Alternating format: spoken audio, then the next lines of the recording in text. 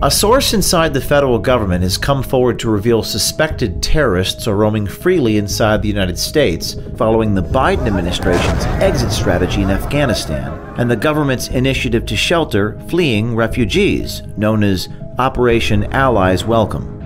I am so proud of what we were capable of doing and what we did in Operation Allies Welcome. We have evacuated nearly 28,000 people on both U.S.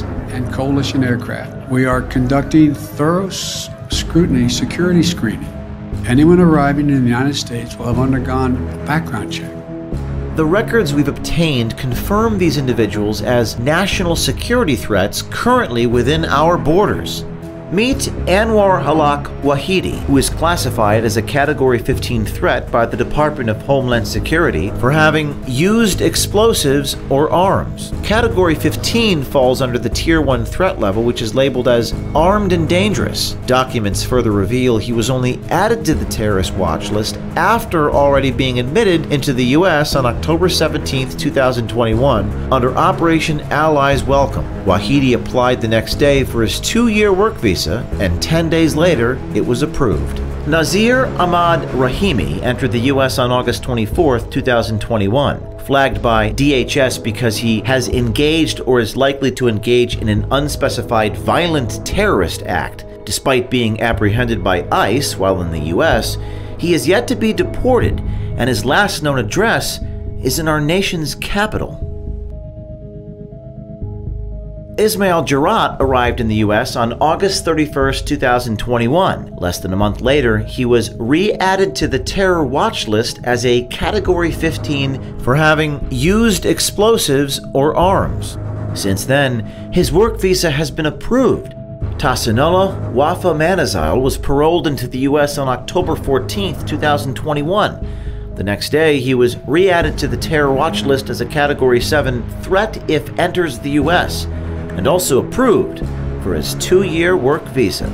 Iqbal Alakoze was arrested in Afghanistan on December 11, 2014 and charged with murder.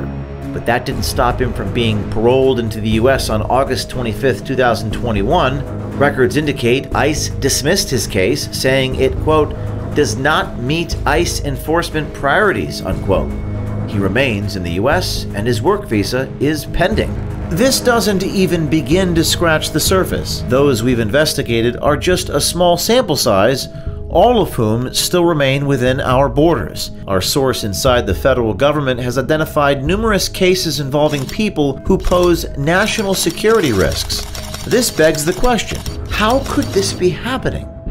I am so proud, so proud of what we were capable of doing and what we did in Operation Allies Welcome. Thousands of our Afghan allies paroled into the United States swiftly received employment authorization. We're also continuing to work with the State Department to improve the efficacy, integrity, security, and transparency of the U.S.